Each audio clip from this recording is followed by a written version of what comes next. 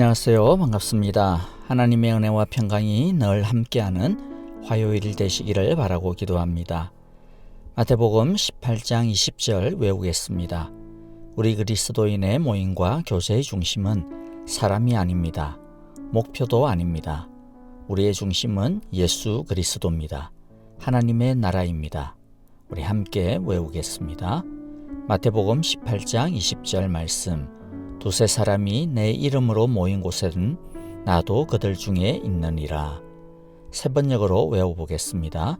마태복음 18장 20절. 두세 사람이 내 이름으로 모여 있는 자리, 거기에 내가 그들 가운데 있다. 아멘. 함께 찬양을 드리겠는데요. 선한 능력으로 함께 찬양하겠습니다. 우리 주님의 선한 힘에 고요히 사여 주님이 주시는 평화를 우리 모두 얻기를 간절히 바라고 기도합니다. 함께 찬양하겠습니다. 그 선한 힘에 고요히 감사하며 그 놀라운 평화를 누리며 나 예수님과 함께 걸어가네. 나 성령님과 새 날을 여네. 지나가 넘을 어둠의 날들이 무겁게 내 영혼 짓눌러도 오 주여 우릴 외면치 마시고 약속의 구원을 이루소서. 우리 함께 고백합니다. 그 선한 능력 우리 감사시니 믿음으로 일어나를 기대하네. 주 언제나 우리와 함께 계셔. 하루 또 하루가 늘 새로워. 함께 고백합니다. 주께서 밝히신 작은 불꽃이 우리의 삶 어둠을 헤치고 타오르네. 그 빛에 우리 모두 하나 되어 온 세상을 비추게 하소서. 이 고요함이 깊이 번져갈 때 저 가슴 벅찬 노래 들리네. 다시 하나가 되게 이끄소서. 주님의 빛이 빛나는 이날 그 선한 능력 우리 감사시 주님 믿음으로 일어나를 기대하네. 주 언제나 우리와 함께 계셔. 하루 또 하루가 늘 새로워. 우리 목소리 함께 주님을 찬양합니다. 그 선한 능력 우리 감사시니 믿음으로 일어나를 기대하네. 주 언제나 우리와 함께 계셔. 하루 또 하루가 늘 새로워. 주님을 찬양합니다. 그 선한 능력 그 선한 능력 우리 감사시니 믿음으로 일어나를 기대하네. 주 언제나 우리와 함께 계셔.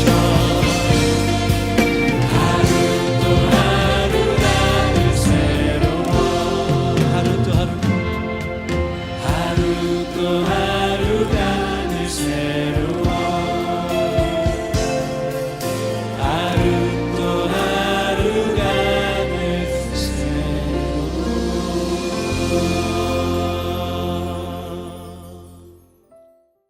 이제 우리 함께 말씀을 보겠습니다. 로마서 11장 11절부터 24절입니다. 11절을 제가 먼저 읽습니다. 그러면 내가 묻습니다. 이스라엘이 걸려 넘어져서 완전히 쓰러져 망하게끔 되었습니까? 그럴 수 없습니다. 그들의 허물 때문에 구원이 이방 사람에게 이르렀는데 이것은 이스라엘에게 질투하는 마음이 일어나게 하려는 것입니다. 이스라엘의 허물이 세상의 부요함이 되고 이스라엘의 실패가 이방 사람의 부요함이 되었다면 이스라엘 전체가 바로 설 때에는 그 복이 얼마나 더 엄청나겠습니까? 이제 나는 이방 사람인 여러분에게 말합니다. 내가 이방 사람에게 보내심을 받은 사도이니만큼 나는 내 직분을 영광스럽게 생각합니다. 나는 아무쪼록 내 동족에게 질투심을 일으켜서 그 가운데서 몇 사람만이라도 구원하고 싶습니다. 하나님께서 그들을 버리심이 세상과의 화해를 이루는 것이라면 그들을 받아들이심은 죽은 사람들 가운데서 살아나는 삶을 주심이 아니고 무엇이겠습니까? 만물로 바치는 빵반죽 덩이가 거룩하면 남은 온 덩이도 그러하고 뿌리가 거룩하면 가지도 그러합니다.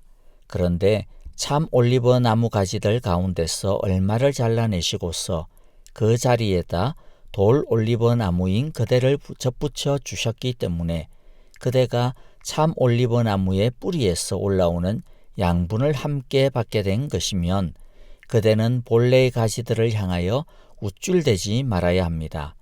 비록 그대가 우쭐댈지라도 그대가 뿌리를 지탱하는 것이 아니라 뿌리가 그대를 지탱한다는 것을 명심해야 합니다.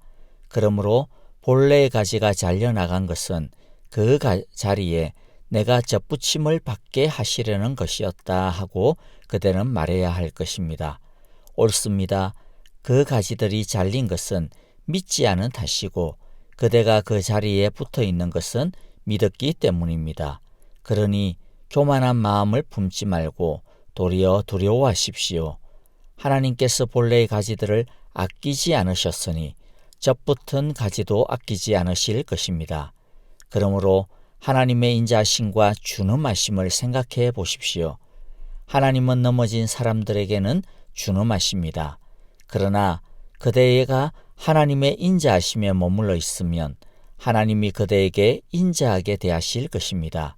그렇지 않으면 그대도 잘릴 것입니다.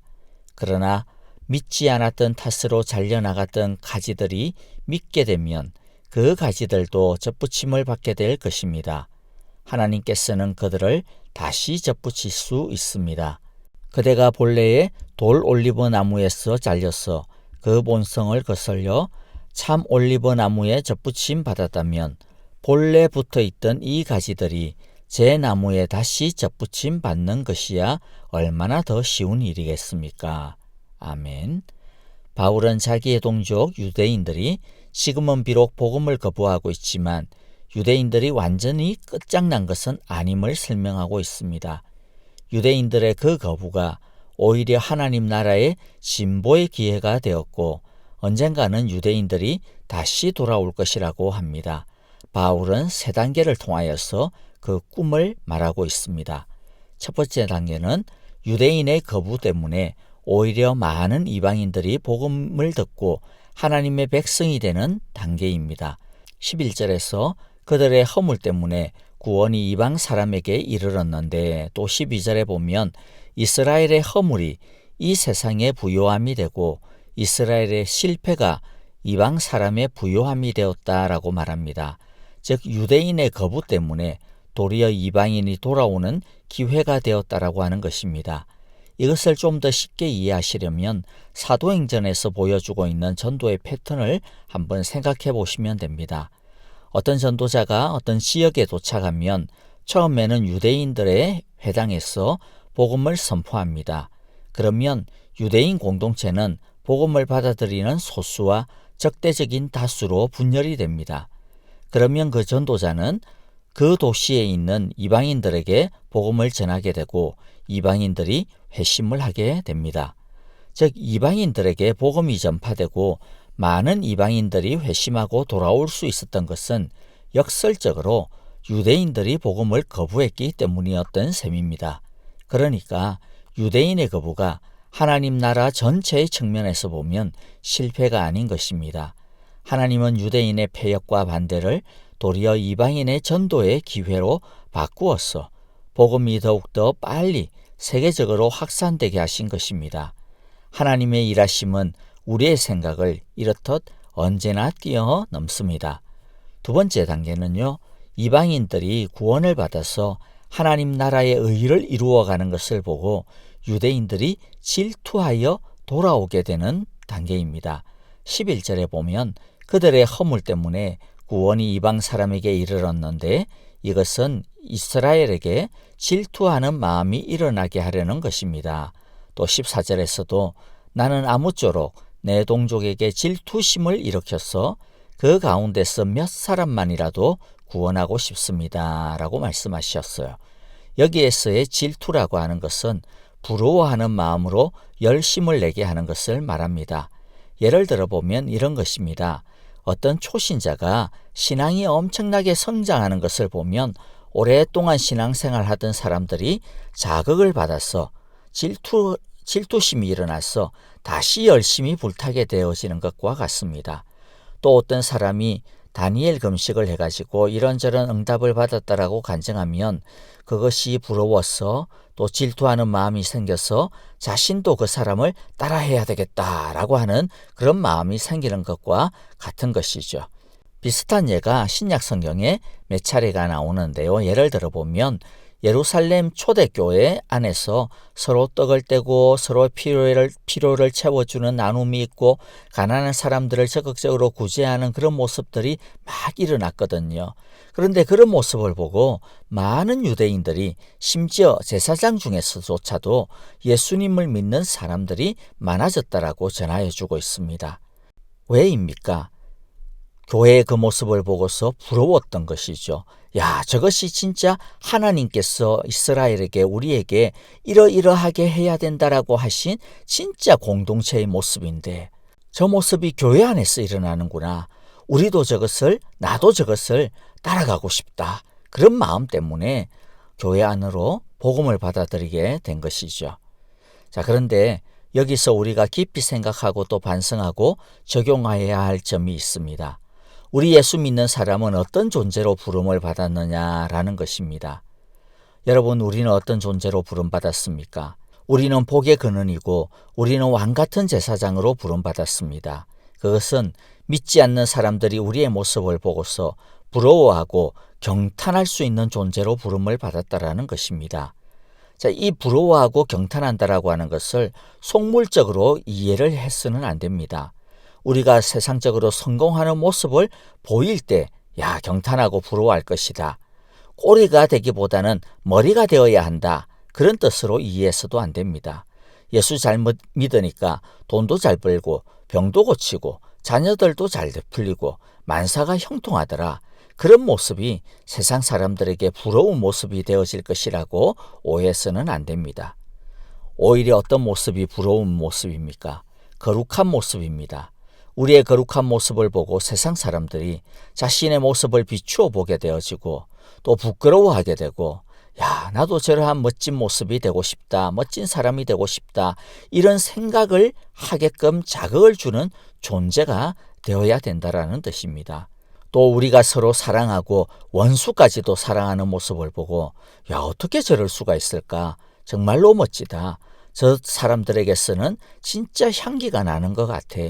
어떻게 저렇게 사랑할 수 있을까? 나도 저런 사랑을 배우고 싶다. 이런 자극을 주는 존재가 되어야 한다라고 하는 뜻입니다. 또 어떤 상황에서도 감사하고 평안한 모습을 통해서 저 사람들은 무엇 때문에 저렇게 항상 감사한다라고 말할까? 어떻게 저런 상황 속에서도 저렇게 힘있고 당당하고 평안할 수 있을까? 나도 저 사람들이 가지고 있는 소망의 이유를 알고 싶다. 이런 부러움을 유발하는 존재로 우리가 부름을 받았다라고 하는 뜻입니다. 여러분, 그러므로 우리 자신에게 질문해 보아야 할 것입니다. 우리는 하나님께서 꿈꾸시고 원하셨던 그런 하나님의 형상이 되어가고 있는가? 그런 교회로 세워져 가고 있는가? 우리는 세상 사람들이 우리의 모습을 보고서 나도 저러고 싶다라고 하는 그런 부러운 질투심이 생겨 복음에 귀를 기울이고 싶어하는 존재인가 라고 우리 스스로를 돌아보았으면 좋겠습니다. 이제 세 번째 단계를 좀 알아보겠는데요. 세 번째 단계는 장차 있게 되어질 단계입니다. 비록 지금은 예수 믿는 유대인들이 조금밖에 없지만은 나중에는 이스라엘이 더 충만하게 받아들여질 날이 올 것이라고 하는 것입니다. 12절에 보면 이스라엘 전체가 바로 설 때에 그 복이 얼마나 더 엄청나겠습니까? 자, 이것에 대해서는 나중에 내일 25절, 27절에서 좀 더 강조하게 될 것입니다. 자, 16절도 좀 보면요. 해석하기가 까다롭기는 하지만은 보면 유대인 기독교인들이 앞으로 더 많아질 것에 대한 기대의 말씀이라고 생각이 되어집니다. 만물로 바치는 빵 반죽 덩이가 거룩하면 남은 온 덩이도 그러하고 뿌리가 거룩하면 가지도 그러합니다. 자, 이 말씀의 뜻은 지금 복음으로 돌아온 소수의 유대인 성도들은 나중에 있게 되어질 더 풍성한 추수의 첫 열매라고 하는 뜻입니다. 그게 만물이라는 뜻입니다. 복음으로 돌아오는 유대인들이 언젠가는 훨씬 더 많아지게 될 것이라는 뜻이죠. 이렇게 유대인들의 미래에 대한 꿈을 이야기하고서 바울은 올리브 나무의 젖붙이기를 통하여서 이방인과 유대인의 관계를 설명합니다. 그러면서 유대인의 역사와 현재의 모습을 보면서 이방 성도들이 또 배워가야 할 교훈 두 가지를 당부하고 있습니다.